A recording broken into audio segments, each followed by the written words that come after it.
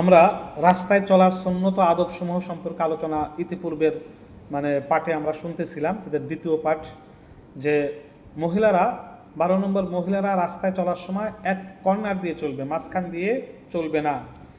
সফর অবস্থায় মাঝে মাঝে 5টি সূরা পাঠ করা: সূরা কাফিরুন, সূরা নাসর, সূরা ইখলাস, সূরা ফালাক, সূরা নাস। প্রত্যেকটা সূরার আগে বিসমিল্লাহ পড়ে সূরার শেষ পর্যন্ত তিলাওয়াত করবে। তাহলে 5টা সূরা পড়া: সূরা কাফিরুন, সূরা নাসর, সূরা ইখলাস, সূরা ফালাক, সূরা নাস। এই 5টি সূরা পড়লে কি হবে জানেন? মহানবী সাল্লাল্লাহু আলাইহি ওয়াসাল্লাম বলেন, যে ব্যক্তি সফর অবস্থায় উক্ত 5টি সূরা মাঝে মধ্যে পড়বে, সে সফর অবস্থায় সমস্ত বিপদ থেকে হেফাজতে থাকবে এবং তার সফর কামিয়াব হবে। সুবহানাল্লাহি ওয়া বিহামদি। তাহলে কুল ইয়া আইয়ুহাল কাফিরুন ইযা জাআ নাসরুল্লাহ কুল হুয়াল্লাহু আহাদ কুল আউযু বিরাব্বিল ফালাক কুল আউযু বিরাব্বিন নাস। সফর অবস্থায় 5টি সূরা বেশি বেশি করে পড়বে।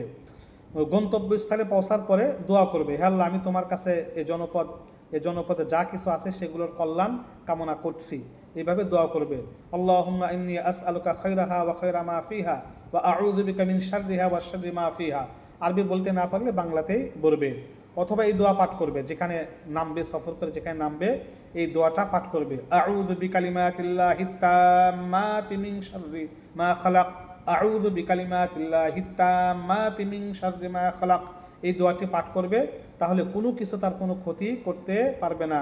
কোনো বস্তিতে বা কোনো শহরে অবস্থানকারী দোয়া পাঠ করবে, আল্লাহুম্মা বারিক লানা ফিহা আল্লাহুম্মা রযুকনা জানাহা ওয়া হাব্বিবনা ইলা আহলিহা ওয়া হাব্বিব সালিহি আহলিহা। এই দোয়া পাঠ করবে বা আল্লাহর কাছে নিরাপত্তা এবং সেইখানে বরকত কামনা করবে। পরবর্তী ভিডিওতে